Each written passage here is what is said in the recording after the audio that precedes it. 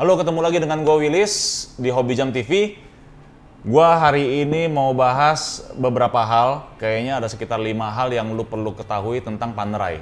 Nah, hal pertama yang paling gue suka adalah historicalnya. Kata Panerai itu adalah kata dari pendirinya dia, yaitu si Giovanni Panerai. Nah, itu salah satu yang gue demen nih. Nah, si Giovanni Panerai ini, itu dia sebenarnya itu dia bukan tukang jam loh. Dia tuh orang Itali, biasa di Florence ya. Dia itu diminta sama pemerintahan Italia untuk membuat jam military, yaitu jam untuk marina militer. Nah, kalau teman-teman tahu suka nanya marina militer itu apa sih? Kadang-kadang ada jam Panerai yang ada tulisannya tuh marina militer di dialnya.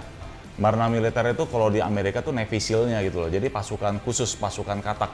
Jadi ketentuannya itu harus 3 bro, ya dari pemerintahnya. Yang pertama itu dia mesti tahan dalam air, ya harus tahan dalam air karena kan emang buat berenang kan, buat nyelam ya, dive watch.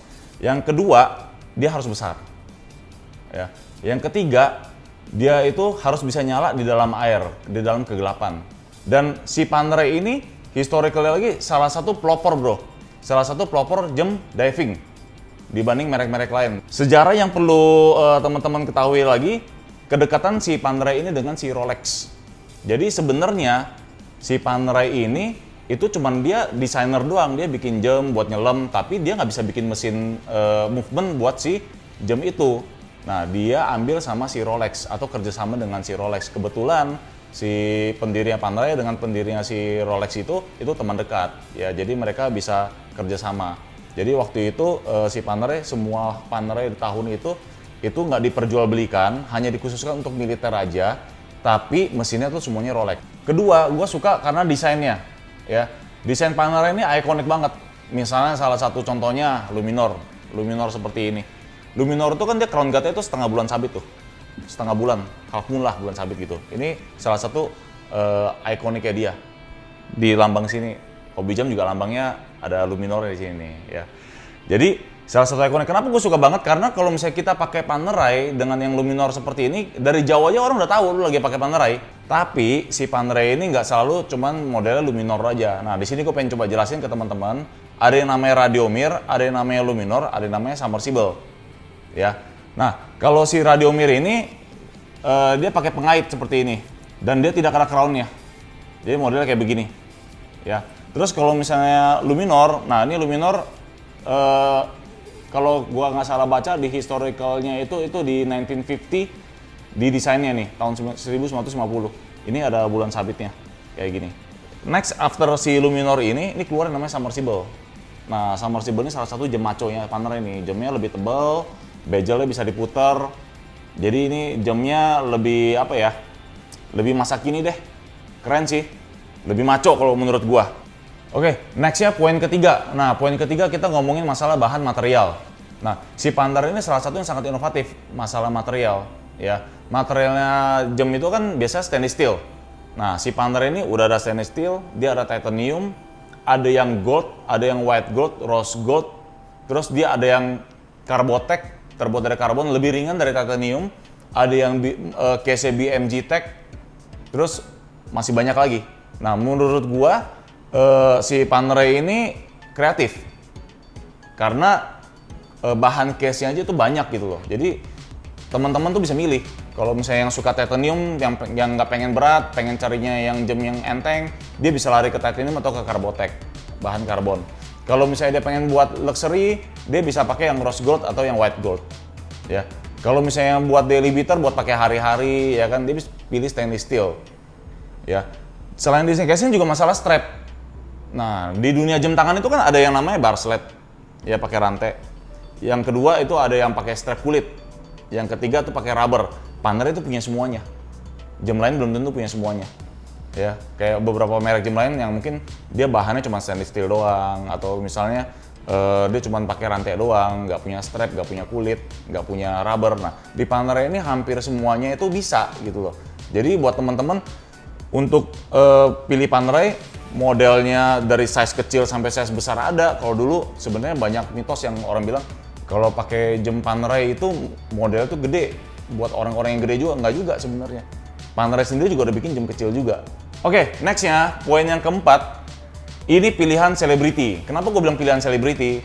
Lu boleh Google deh, banyak banget artis yang pakai ya. Dan ini dipopulerkan oleh film juga sebenarnya. Kalau misalnya kita balik sedikit ke sejarah, ya Panerai ini sebenarnya dia booming dipakai sama Sylvester Stallone waktu dia lagi, kalau nggak salah, di film Daylight ya, dia pertama kali syuting film itu ya. Dia pakai itu, tapi kalau gue pribadi, ini pengalaman gue pribadi, pertama kali gue suka sama Panerai itu gara-gara film Transporter. Itu si Jason Statham yang pakai. Dari situ gue mulai suka sama Panerai, terus keluar lagi film Expendables, banyak banget film-film. Terakhir film Rambo aja dia pakai Panerai kok, yang si Stallone itu. Nah jadi ini salah satu pilihan jam selebriti kalau menurut gua. Nah selanjutnya kalau bicara soal movement ya, movement ini poin kelima gua, poin yang paling terakhir. Movement ini kan kadang kalau orang beli jam tuh selalu tanya movementnya gimana, apalagi buat teman-teman yang udah lebih senior lah, yang kalau beli jam itu nggak cuma sekedar ngeliat resale value doang, atau model doang, atau misalnya bahan case-nya dari ada diamondnya nggak, ada dari gold apa enggak gitu. Tapi biasanya tuh kalau yang lebih senior, dia ngeliatnya ke mesinnya apa nih, gitu kan. Namanya juga dunia horologi pasti ngomongnya mesin. Buat gua si Panerai ini movementnya lengkap. Dari mesin, dari movement yang ETA sampai in-house-nya dia, itu mesin dari yang paling simple sampai yang macam-macam tuh ada. Contoh misalnya kayak di dunia movement itu kan ada yang namanya chronograph, ada yang namanya flyback, ya kan, ada yang namanya GMT, ada yang namanya tourbillon, minute repeater. Itu semuanya udah Panerai punya gitu loh. Ya jadi mungkin ada beberapa brand yang dia nggak punya tourbillon, dia nggak punya mesin yang bisa power reserve sampai 8 hari atau 10 hari atau 3 hari, ya kan? Atau mungkin dia ada yang nggak punya chronograph ya, nggak punya chronograph. Nah kalau buat gue, kenapa gue suka sama Panerai? Karena hampir semua movement dia punya. Bahkan ada movement yang namanya monopulsante. Itu one click system, nah itu banyak banget. Nah itu salah satu alasan, maksudnya alasan yang kenapa gue suka sama Panerai. Beberapa hal yang perlu teman-teman ketahuin. Nah range harga untuk si Panerai ini juga variatif. Jadi nggak selalu kayak katakanlah ini jamnya cuma ada 500 juta ke atas, nggak juga sih. Ini jam dari harga 40 jutaan, dari harga 50 jutaan sampai miliaran tuh ada gitu. Jadi gue berani bilang ini jam buat semua kalangan. Jadi kenapa gue bilang ini buat semua kalangan? Kesimpulan terakhir ya. Yang pertama kita ngomong masalah casing. Casingnya lu mau casing apa aja juga dia ada. Case-nya ada. Yang tadi gue balik lagi ya, titanium, ada karbon segala macam deh. Terus balik ke size. Size-nya tuh dari 38 mm ada sampai 47 mm ada, bahkan di atas 47 mm juga ada yang gede banget. Ya. Itu size. Kita ngomong mesin, movementnya dari yang manual winding, automatic, sampai chronograph, sampai mesin 3 hari, 8 hari, 10 hari, sampai tourbillon, minute repeater, dia ada semuanya. Oke, jadi itu quick info dari gua kenapa teman-teman harus pilih Panerai dan kenapa gue suka sama Panerai. Nah, buat teman-teman yang masih banyak pertanyaan buat si Panerai ini, boleh komen di bawah, nanti dijawab satu-satu ya. Oke, sekian, terima kasih, bye.